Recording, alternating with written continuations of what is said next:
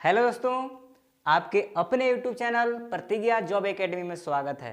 दोस्तों, आज हम एक नए चैप्टर लेकर के आए हैं जिसका नाम है नर्वस सिस्टम तंत्रिका तंत्र। तो चलिए दोस्तों, आज हम लोग पढ़ने वाले हैं नर्वस सिस्टम को। तो तंत्रिका तंत्र किसको कहते हैं, तंत्रिका तंत्र क्या करता है? तो शरीर के अंदर या बाहरी कोई भी घटना घटता है तो उस घटना को नियंत्रण करने के लिए एक तंत्र बना हुआ है, एक सिस्टम बना हुआ है जिसको हम तंत्रिका तंत्र कहते हैं। जैसे कैसे भी इसको कह सकते हैं कि बाहरी घटना और आंतरिक घटना को कंट्रोल करेगा। जैसे कहीं पर जा रहे हैं और कोई आया और हुमच के 2 बांस मार दिया तो पूरा पलट के देखिए, अरे कौन मारा रे, इसको सारा पीठ फाड़ दिया मार के। तो देखेगा पीछे, तो देखने के बाद आपको पूरा जब शरीर पूरा दर्द देगा तो आपको पता कैसे चला कि दर्द दे रहा है। तो ये पता कैसे चला? तो पता करने के लिए ही होता है तंत्रिका तंत्र, जो आपको नियंत्रण किया, कंट्रोल किया और इस चीज को आपको बताया कि आपको क्या है, चोट लगा है। इसी तरह से जैसे आप आग ताप रहे हैं ठंडा के समय में और आपका हाथ गलती से, कहीं सोच रहे होंगे, गलती से हाथ आग में चला गया, तब क्या होगा? तो आपको दर्द तुरंत खींच लेते हैं कि नहीं पीछे। तो पीछे क्यों खींचते हैं? क्योंकि आपको ब्रेन तुरंत कंट्रोल कर लेता है, नर्वस सिस्टम के द्वारा कंट्रोल किया, आपको पीछे खींच लिया। तो यह सब चीज को कंट्रोल करता है कौन? Nervous system. इतना ही नहीं, शरीर के अंदर भी कोई घटना घटेगा तो इसको भी कंट्रोल कौन करेगा? तंत्रिका तंत्र। यही है जो तंत्रिका तंत्र जो है, जो शरीर के अंदर भी कोई भी घटना घटेगा उसको भी कंट्रोल कर लेगा। चलिए अब इसको डिफिनेशन देख लेते हैं। तो शरीर के अंदर एवं बाहर घटने वाली घटना को नियंत्रण करने के लिए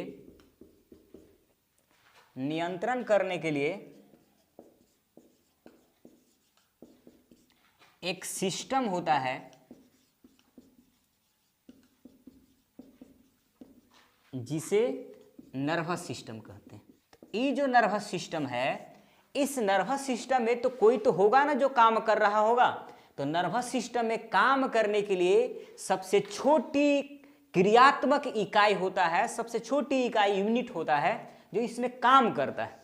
तो यही क्वेश्चन पूछता है कि नर्वस सिस्टम के यानी तंत्रिका तंत्र के सबसे छोटी क्रियात्मक इकाई का नाम क्या है? तो इसकी सबसे छोटी क्रियात्मक इकाई का नाम न्यूरॉन है, न्यूरॉन कोशिका है। यही न्यूरॉन कोशिका इसमें काम करता है। तो तंत्रिका तंत्र का क्रियात्मक इकाई यानी इसका क्रियात्मक इकाई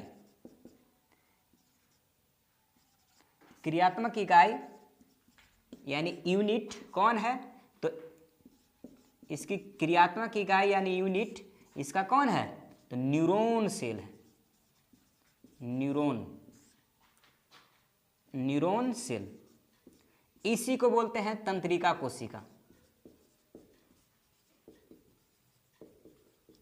यानी तंत्रिका तंत्र में काम करने वाले सबसे छोटी इकाई को तंत्रिका कोशिका कहते हैं और इंग्लिश में इसको न्यूरॉन सेल कहते हैं। ये कोशिका होता है जो इसमें काम करता है, सबसे छोटी इकाई होता है। इसकी क्रियात्मक इकाई यानी तंत्रिका तंत्र की क्रियात्मक इकाई, काम करने वाली इकाई कौन है? न्यूरॉन कोशिका है, यानी तंत्रिका कोशिका है, न्यूरॉन सेल है।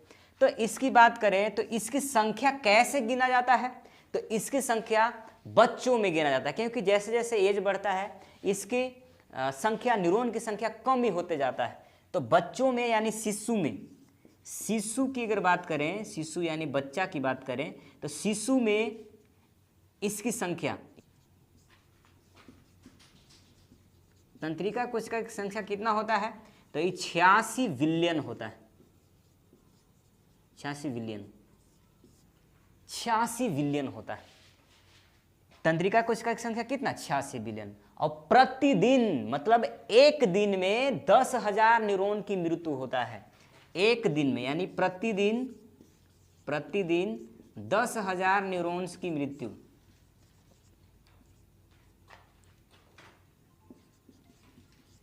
दस 10,000 न्यूरॉन्स की मृत्यु होता है। तो यहां पर आप लोग देख रहे होंगे कि शिशु में हम लोग देखे कि शिशु में कितना होता है? 86 बिलियन। और एक दिन में 10,000 न्यूरॉन्स मर जा रहा है। तो मरते मरते मरते जैसे जैसे बड़ा होंगे, बुढ़ापा आते आते ढेरे न्यूरॉन्स कम हो जाएगा। हालांकि तो पूरा समुद्र है, लेकिन फिर भी तो कमी तो होगा ना। तो इसीलिए बुढ़ारी में यादाश्त की कमी हो जाता है, जल्दी याद नहीं रहता कोई भी चीज़। तो गांव देहात में सब ऐसे भी कह देता है कि बुढ़वा सठिया गया, कुछ याद नहीं रहता है इसको। तो यही बात है कि सठियाया नहीं है, उसका क्या हुआ है, उनका यादाश्त की कमी हो गया है। किसके कारण? न्यूरॉन्स की कमी के कारण। बुढ़ापा में न्यूरॉन्स की क्या हो गया है? कमी हो गया है। क्यों? क्योंकि एक दिन में 10,000 न्यूरॉन्स की कमी हो रहा है। ठीक है, अब हम लोग देखने वाले हैं कि जो न्यूरॉन्स है यानी तंत्रिका कोशिका है, इस तंत्रिका कोशिका की लंबाई कितनी होती है। तो पूरे सजीव जगत में जितने भी सजीव होते हैं, सजीव किसको कहेंगे? जिसमें जान होता है। तो जो भी सजीव होगा, सभी सजीव में जितने कोशिका होंगे, सभी कोशिका में सबसे लंबी कोशिका कौन होता है? तो सबसे लंबी कोशिका तंत्रिका कोशिका होता है। तो यहां पर लिख लीजिए, पूरे सजीव जगत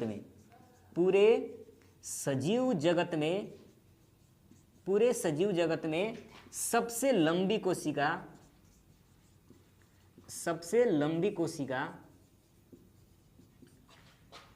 तंत्रिका कोशिका होता है।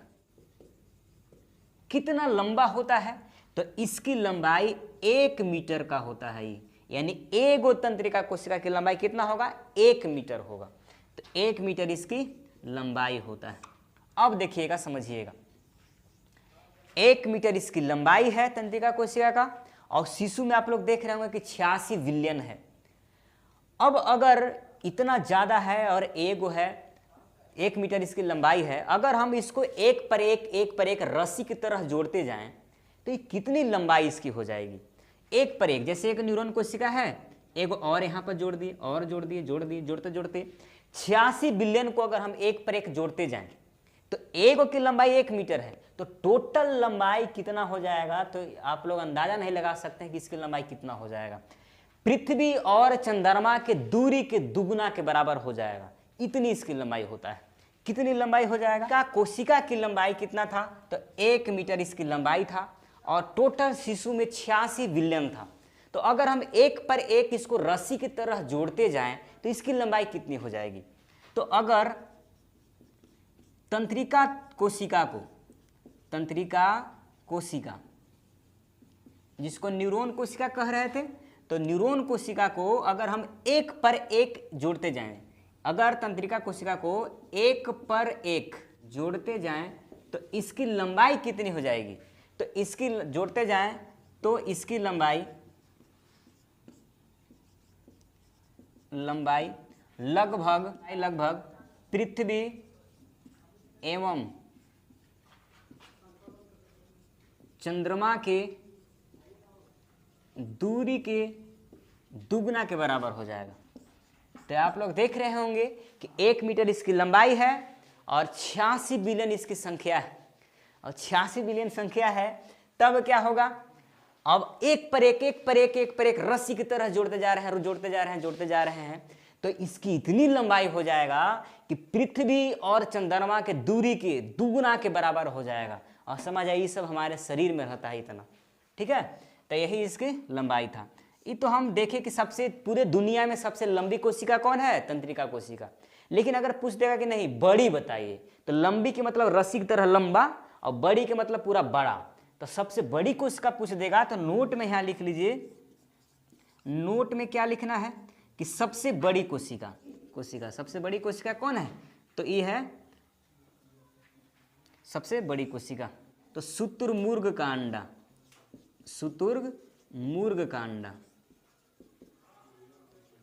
शुतुरमुर्ग का अंडा है जो सबसे बड़ी कोशिका है। इसको ऑस्ट्रिच भी बोलते हैं, तो ऑस्ट्रिच एग बोल सकते हैं। अब अगर पूछ देगा कि सबसे छोटी कोशिका बताओ भाई, सबसे लंबी जान गए तंत्रिका कोशिका, लेकिन और सबसे बड़ी जान गए शुतुरमुर्ग का अंडा, जो लगभग 1.5 से 2 केजी का होता है। 1.5 से 2 केजी का होता है, इतना बड़ा होता है। एक को अंडा में लगभग 10 आदमी खा सकता है, इतना बड़ा अंडा इसका होता है शुतुरमुर्ग का। तो ये सबसे बड़ी कोशिका है। अब सबसे छोटी कोशिका पूछ देगा तो पूरे दुनिया में सबसे छोटी कोशिका जिसका नाम है माइकोप्लाज्मा। माइकोप्लाज्मा। सबसे छोटी कोशिका माइकोप्लाज्मा, सबसे बड़ी कोशिका शुतुरमुर्ग का अंडा, और सबसे लंबी कोशिका तंत्रिका कोशिका यानी न्यूरॉन कोशिका। तो चलिए अब हम लोग आगे देखने वाले हैं यहाँ पर न्यूरॉन्स के फिगर। दोस्तों हम लोग देखने वाले हैं न्यूरॉन सेल यानी तंत्रिका कोशिका। तो तंत्रिका कोशिका देखिए, यही है तंत्रिका कोशिका। यहाँ पर हम दो तंत्रिका कोशिका बनाए हैं, एक ही जैसा दोनों होता है। तो चलिए एगो का नामकरण कर देते हैं, इसमें भी वही चीज़ रहेगा। तो यहाँ पर देखिए, यहाँ पर जो देख रहे होंगे ये वाला भाग स्टार जैसा, ये होता है कोशिका की बॉडी, जिसको बोलते हैं साइटोन। साइटोन या सेल बॉडी भी इसको बोलते हैं, और हिंदी में इसको बोलते हैं कोशिका काय। कोशिका काय, काय मतलब शरीर होता है, बॉडी होता है। तो कोशिका की बॉडी है जो स्टार जैसा दिख रहा है। इसके अंदर में यहाँ देख रहे होंगे गोला वाला, ये न्यूक्लियस है, केंद्रक है। यानी कोई भी कोशिका होता है उसके अंदर एक केंद्रक होता है। तो यही कोशिका के यहाँ पर जो साइटोन है इसके बीच में क्या है, केंद्रक है, केंद्रक है। और यहाँ डॉट डॉट डॉट डॉट जो देख रहे हैं, ये कोशिका में लिक्विड पदार्थ है जिसको बोलते हैं कोशिका द्रव्य, साइटोप्लाज्म। साइटोप्लाज्म है, कोशिका द्रव है, कोशिका द्रव्य। ठीक है।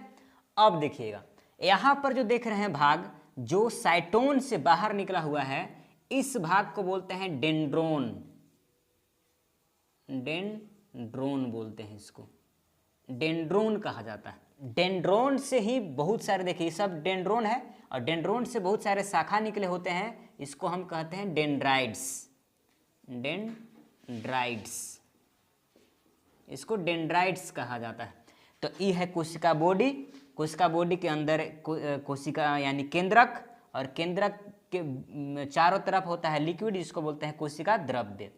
अब इस साइटोन से जो मोटी वाली भाग निकला हुआ है यह है डेंड्रोन, और डेंड्रोन में भी बहुत सारे शाखा बना होता है जिसको बोलते हैं डेंड्राइड्स। ये क्या है, डेंड्राइड्स है। अब देखिएगा साइटोन से जो नीचे की ओर गया है भाग रेड वाला, इस भाग को बोलते हैं एक्सॉन। इस भाग को क्या बोलते हैं, एक्सॉन कहा जाता है। एक्सॉन मतलब तंत्रिकाक्ष, तंत्रिकाक्ष, यह है तंत्रिकाक्ष। यही संदेश इधर उधर ले जाता है, तो यही है तंत्रिकाक्ष। अब यहाँ पर देख रहे होंगे कि तंत्रिकाक्ष एक्सॉन के ऊपर से ब्लैक ब्लैक कलर का क्या है, कवर चढ़ाया हुआ है, आवरण है। तो एक्सॉन के आवरण को क्या कहा जाता है, तो माइलिन आवरण कहा जाता है। इस आवरण को क्या बोलते हैं, माइलिन आवरण। माइलिन आवरण, आवरण, इसको हिंदी में और इंग्लिश में माइलिन ही कहा जाता है। ठीक है। तो इस ब्लैक ब्लैक जो एक्सॉन के ऊपर जो कवर चढ़ाया हुआ है, इस कवर को क्या बोलते हैं, माइलिन आवरण कहते हैं। अब देख रहे होंगे कि एक माइलिन आवरण यहाँ यहाँ यहाँ सब है, तो दो माइलिन आवरण, एक माइलिन आवरण यहाँ एक यहाँ, तो दो माइलिन आवरण के बीच में यहाँ पर गैप दिख रहा होगा हर जगह पे। तो इस गैप को क्या कहा जाता है, देखिए एक माइलिन आवरण यहाँ एक यहाँ, तो दोनों के बीच में यहाँ पर गैप है कि नहीं है, यहाँ पर भी है, यहाँ पर भी गैप है, तो सब जगह गैप है। तो दो माइलिन आवरण के बीच के गैप को यानी खाली स्थान को क्या कहते हैं, तो इसको कहा जाता है रेनवियर का नोड। रेनवियर का नोड, और इंग्लिश में बोलेंगे नोड ऑफ रेनवियर, एक ही चीज है, अलग नहीं है। तो हिंदी में ही सिर्फ लिखेंगे यहाँ पर। तो दो माइलिन आवरण के बीच के खाली स्थान को क्या कहते हैं, तो रेनवियर का नोड कहते हैं। तो यही था पूरा हमारा न्यूरॉन का स्ट्रक्चर। यही सेम चीज इसमें भी होगा, न्यूरॉन सब क्या होता है, सेम ही रहता है। अब हम लोग यहाँ पर समझने वाले हैं कि अगर दो न्यूरॉन्स को हम जोड़ते हैं, ऐड करते हैं, तब क्या होगा। तब यहाँ पर समझने वाले हैं, दोनों एक दूसरे से ज्वाइंट नहीं होते हैं, यहाँ पर क्या होता है, तो खाली स्थान होता है। तो इस खाली स्थान जो होता है, देखिए यहाँ पर इतना दूर खाली स्थान दिख रहा है, तो ये जो खाली स्थान दिख रहा है, इस खाली स्थान को क्या कहते हैं, अर्थात एक न्यूरॉन ए और एक न्यूरॉन ए, दो न्यूरॉन्स के बीच के खाली स्थान को क्या कहेंगे, तो इस खाली स्थान को कहा जाता है सिनेप्स। इसको क्या बोलते हैं, सिनेप्स कहा जाता है। सिनेप्स यानी सिनेप्स या साइनेप्स, सिनेप्स या साइनेप्स कहा जाता है। तो यहाँ पर दो चीज कंफ्यूजन करता है कि दो माइलिन आवरण के बीच के खाली स्थान को क्या कहते हैं, तो रेनवियर का नोड, लेकिन दो न्यूरॉन्स के बीच के खाली स्थान को क्या कहेंगे, तब सिनेप्स कहा जाएगा। क्या कहा जाएगा? सिनेप्स कहा जाएगा। एक न्यूरॉन इधर, एक न्यूरॉन इधर, दोनों के बीच के खाली स्थान को सिनेप्स कहा जा रहा है। इस सिनेप्स के अंदर केमिकल भरा होता है। इस सिनेप्स के अंदर क्या भरा होता है? केमिकल भरा होता है। तो इस केमिकल को क्या कहते हैं? तो सिनेप्स के अंदर क्या भरा होता है? तो केमिकल भरा होता है, रसायन भरा होता है, रसायन केमिकल भरा होता है। तो इस केमिकल को क्या कहते हैं? तो इस केमिकल को बोलते हैं न्यूरो हार्मोन। न्यूरो हार्मोन कहा जाता है, न्यूरो हार्मोन कहते हैं, या तो इसे न्यूरो ट्रांसमीटर भी कहा जाता है। Neuro transmitter, neuro transmitter. तो न्यूरो हार्मोन्स बोलिए या न्यूरो ट्रांसमीटर बोलिए, एक ही चीज है। और ये रसायन कहाँ पाया जाता है? तो दो न्यूरॉन्स के बीच के खाली स्थान में, जहां पर, जिसको हम सिनेप्स कह रहे हैं। तो इस सिनेप्स के अंदर रसायन भरा गया है जिसका नाम क्या है? Neuro hormone. अब ये जो हार्मोन होता है, इसमें दो प्रकार के हार्मोन्स भरे हुए रहते हैं। कितने प्रकार का? दो प्रकार का। पहला होता है acetyl choline hormone. Acetyl choline hormone, acetyl choline hormone, Hindi में इंग्लिश में एक ही चीज है। तो एसिटाइल कोलिन हार्मोन की बात करें, इस हार्मोन की, तो ये कहाँ पर रहता है? तो ये एसिटाइल कोलिन हार्मोन, और एक दूसरा है डोपामेन हार्मोन। Dopamine hormone. तो एसिटाइल कोलिन हार्मोन और डोपामेन हार्मोन दोनों मिल करके और न्यूरो हार्मोन बनता है, और यही न्यूरो हार्मोन सिनेप्स के अंदर भरा होता है। सिनेप्स क्या है? तो दो न्यूरॉन्स के बीच के खाली स्थान है। अब एसिटाइल कोलिन के हार्मोन की अगर कमी हो जाएगा, एसिटाइल कोलिन हार्मोन की अगर कमी हो जाएगा, तब कौन सा रोग होता है? तो एसिटाइल कोलिन हार्मोन की कमी जब हो जाएगा ना, तब एक रोग होता है। उस रोग का नाम क्या है हो? तो उस रोग का नाम है एल्जाइमर रोग। एल्जाइमर रोग, एल्जाइमर रोग। एसिटाइल कोलिन हार्मोन की कमी से एल्जाइमर रोग होता है, और जब ये रोग हो जाएगा तो यादाश्त की बहुत ज़्यादा कमी हो जाएगा। तो अब कहिएगा कि नहीं, न्यूरॉन्स की कमी धीरे धीरे 10,000 मर रहा था तो हो रहा था बुढ़ापा में कमी, तो वो तो सबको होना है। लेकिन ये जो कमी हो रहा है एसिटाइल कोलिन हार्मोन, इस सबको नहीं होता है, ये जवानी में यादाश्त की कमी हो जाता है। तो एल्जाइमर रोग में क्या होता है? यादाश्त की कमी, यादाश्त की कमी हो जाता है, कुछ चीज यादें नहीं रहेगा। आप लोग गजनी फिल्म देखे होंगे, गजनी फिल्म में तुरंत भुलाता है ना, तो वही उसको एल्जाइमर रोग तो ही हुआ था, एसिटाइल कोलिन हार्मोन की कमी हो गया होगा, इसीलिए उसको क्या हो गया? यादाश्त की कमी, जल्दी जल्दी भुला जाए, कुछ यादें नहीं रहेगा। तो यही होता है एसिटाइल कोलिन हार्मोन की कमी। अब बात करते हैं डोपामेन हार्मोन की कमी। अगर डोपामेन हार्मोन की अगर कमी हो जाता है, तब कौन सा रोग होगा? तो यहां से एक रोग होता है जिसका नाम है पार्किंसन रोग। पार्किंसन रोग। और ये जो पार्किंसन रोग है, इसमें क्या होता है? अगर ये रोग होगा तब क्या होगा शरीर में? तो ये रोग हो जाएगा तो शरीर में थरथराहट हो जाएगा, शरीर में थरथराहट। तो शरीर में थरथराहट किसके कारण? तो शरीर में थरथराहट होता है पार्किंसन रोग के चलते होता है। और पार्किंसन रोग कैसे हुआ? तो डोपामेन हार्मोन की कमी के कारण हुआ। तो यहाँ पर दो हार्मोन होता है, एक एसिटाइल कोलिन हार्मोन और एक डोपामेन हार्मोन, दोनों मिलकर के क्या बनाया? Neuro hormone. और न्यूरो हार्मोन कहाँ पाया जाता है? तो सिनेप्स में। सिनेप्स किसे कहते हैं? तो दो न्यूरॉन्स के बीच के खाली स्थान को कहते हैं। अगर एसिटाइल कोलिन हार्मोन की कमी होगा तो कौन सा रोग? एल्जाइमर रोग। एल्जाइमर रोग में क्या होता है? यादाश्त की कमी, तुरंत भुलाने लगता है आदमी, यादें नहीं रहेगा कि गर्लफ्रेंड हमार कौन थी, अभी कौन है और आगे कौन थी, ठीक है, तुरंत भुला जाएगा, रोज रोज ये काम करेगा, ठीक है। डोपामेन हार्मोन में क्या होगा? तो डोपामेन हार्मोन में क्या होगा? तो यहाँ पर डोपामेन हार्मोन की अगर कमी हो जाएगा तो पार्किंसन रोग हो जाएगा। और पार्किंसन रोग होगा तो शरीर में थरथराहट, पूरा ऐसे देखे हैं बूढ़ों को थरथराते हुए, तो पूरा शरीर में कंपन उत्पन्न हो जाता है।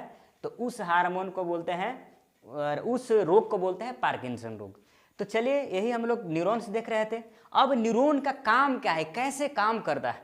तो न्यूरॉन पूरे कहीं से मान लेते हैं कि यहीं पर हम चींटी काट दिए तो इस संदेश हमको दर्द कैसे हुआ, तो दर्द का पता कैसे चला, तो यहाँ से संदेश लाया होगा ब्रेन तक, न्यूरॉन लाया होगा। न्यूरॉन क्या करता है, एक दूसरे में जोड़ा होता है और संदेश को पहुंचाता है। तो यहाँ पर देखिए कैसे पहुंचाएगा, जैसे यहाँ पर चींटी काटे थे हम लोग, यही नोक पर यहाँ पर होगा, यहाँ से जैसे ही चींटी काटिएगा तो यहाँ से जो संदेश होगा पूरा तेजी से आएगा, और यहाँ पर विद्युत से भी ज़्यादा तेजी से आता है, विद्युत के रूप में आएगा, यहाँ पर धारा के रूप में आएगा, और धारा के रूप में आकर के और यहाँ पर करेंट के, यहाँ पर केमिकल के रूप में बदल जाएगा, केमिकल वाला में जाएगा, फिर अब यहाँ पर फिर स्पीड हो जाएगा। मतलब यहाँ पर पूरा तेजी से आता है और केमिकल में आने के बाद थोड़ा स्लो होगा, फिर तेजी से हो जाता है।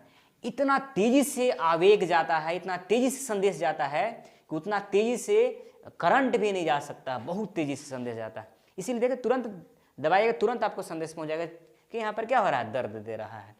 इसके साथ साथ आप समझिएगा कि ऐसे ही छोटे छोटे छोटे छोटे न्यूरॉन कोशिका मिल करके और तंत्रिका ऊतक का निर्माण करते हैं। छोटे छोटे छोटे छोटे न्यूरॉन कोशिका मिल करके, न्यूरॉन कोशिका मिलकर तंत्रिका ऊतक का निर्माण करते हैं। तंत्रिका ऊतक यानी टिश्यू का निर्माण करते हैं,